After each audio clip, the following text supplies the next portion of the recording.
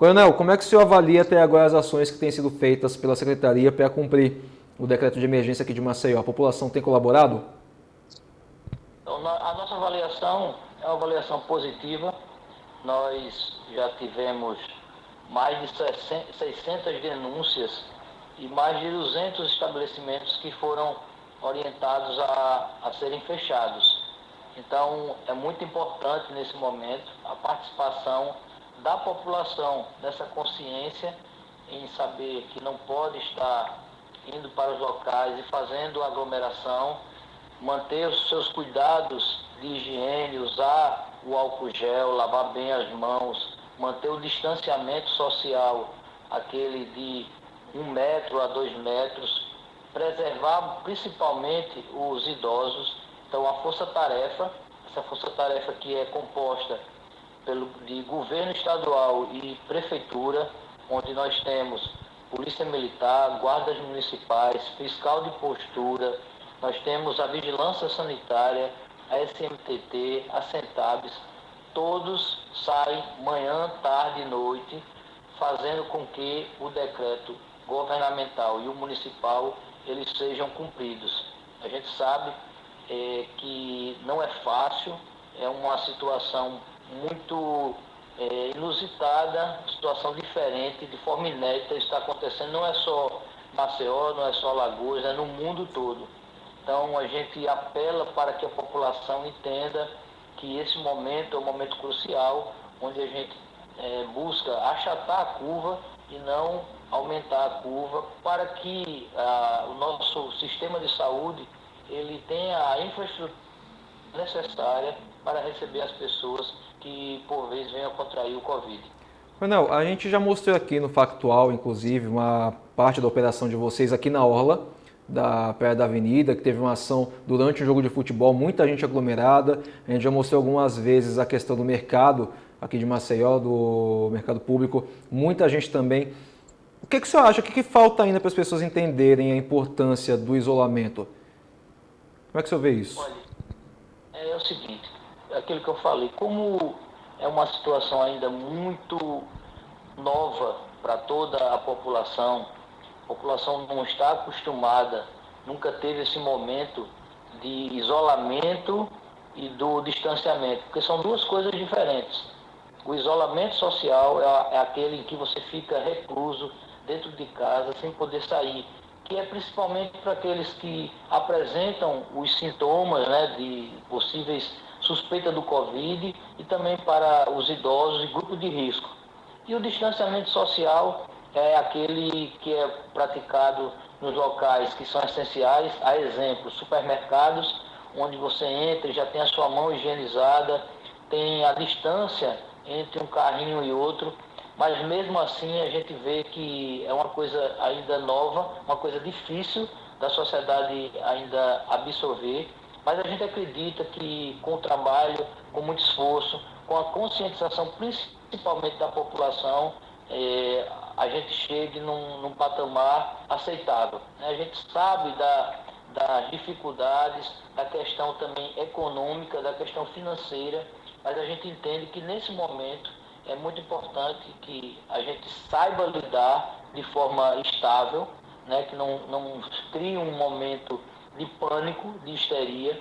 Nós estamos nas ruas trabalhando pela população, então é muito importante que isso seja frisado. Esses heróis anônimos, que é o pessoal que faz parte da força-tarefa do Covid-19, estão manhã, tarde e noite fazendo com que o decreto seja cumprido, visando unicamente o bem-estar da população.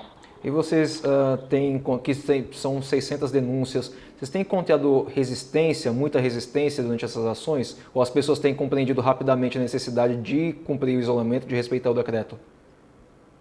Não, a gente não tem encontrado esse tipo de resistência. Por exemplo, no caso do jogo de bola na praia, a força-tarefa, quando aborda, explica o motivo de que eles não podem estar ali em contato próximo e eles entendem e retornam. A gente sabe que é difícil entrar na cabeça da população, né, essa consciência, haja visto que nunca passamos por isso. um momento basicamente similar de uma guerra. Então, a gente sabe que a população que estava acostumada a frequentar a sua praia, a ir para o restaurante, ir na lanchonete, fazer todas as atividades sociais, ir para um show, ir para um cinema, está sofrendo com isso, né? Também o sistema hoteleiro aqui, a gente está muito preocupado porque todos os hotéis estão fechados, o nosso turismo, ele para se reerguer vai demorar um tempo, mas a gente acredita muito que vamos conseguir sim. O povo alagoano, o povo maceiense é um povo guerreiro, é um povo que sabe lutar, sabe fazer com que as coisas aconteçam da melhor maneira. A gente tem visto que, com o passar dos dias, tem aumentado a quantidade de carros, a gente tem encontrando mais gente na rua, tem alguns pontos da cidade que não parece de fato que há um isolamento, como por exemplo Jacintinho, tem muita gente o tempo todo ali na feirinha. E a gente mostrou até aqui outro dia um balanço de um sistema que mede o georreferenciamento, que o isolamento aqui em Alagoas só perde para a Bahia, um número muito baixo. Dessas ações que a prefeitura, no caso aqui de Maceió especificamente falando, dessas ações que a prefeitura vem tomando, há alguma previsão assim de algo mais incisivo, um reforço, enfim, das ações, caso os números de isolamento venham caindo, ou caso vocês percebam que tem mais gente na rua quando não deveria ter? No momento, não, Derek. A gente entende que, por exemplo, existem situações quando sai o pagamento do Estado, sai o pagamento da Prefeitura, em que há um maior número de circulação, ou como no nosso caso aí da Semana Santa. Mas quando estamos circulando em carros, de certa forma, estamos fazendo um isolamento. As famílias circulam dentro do carro e elas já estão juntas nas suas residências. Quando elas saem de carro.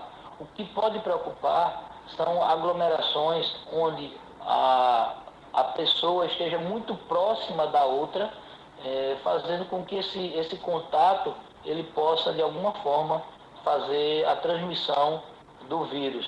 Então, a nossa preocupação maior é com a aglomeração.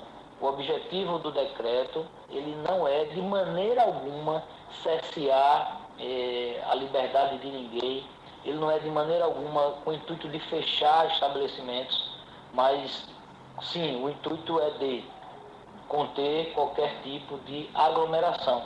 A aglomeração, nesse momento, digamos assim, é o que o vírus precisa para sobreviver. E a arma que nós temos, ainda que está em nossas mãos, que é factível, é o distanciamento, né, na maioria dos casos, e o isolamento para alguns casos. Ainda não temos a vacina, isso vai demorar aí o que a Organização Mundial de Saúde está sempre divulgando, isso deve demorar aí, acho que 1 ano ou mais, né? Algumas drogas já estão sendo testadas para o tratamento, a exemplo da cloroquina, né? E juntamente com a azitromicina, mas ainda nada concreto. Até que a gente chegue nesse patamar, a única arma que nós temos é o distanciamento e fazer sempre o asseio, fazer sempre a higienização. Lavar bem as mãos, usar o álcool gel, usar máscara. O que a gente vê aí nos países que estão conseguindo vencer isso aí é o uso massivo de máscara, porque existe uma orientação de que só se use máscara aquele que tem o vírus. Mas a gente sabe que se aquele que tem o vírus está usando máscara e aquele que não tem o vírus também está usando máscara, a proteção é muito maior. Isso é uma questão até de lógica. Então, a gente tem que pensar nisso aí.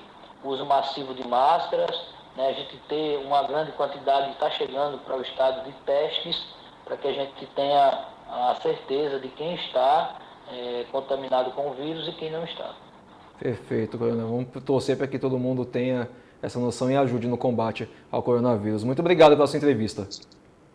Eu que agradeço o espaço, um espaço muito importante, para que a gente possa estar levando para a população, principalmente esse pedido de que todos mantenham a distância social e aqueles que necessitam mantenham o isolamento. A imprensa tem feito um papel brilhante nessa luta também contra o Covid. Eu acho que a luta é de todos nós. Muito obrigado.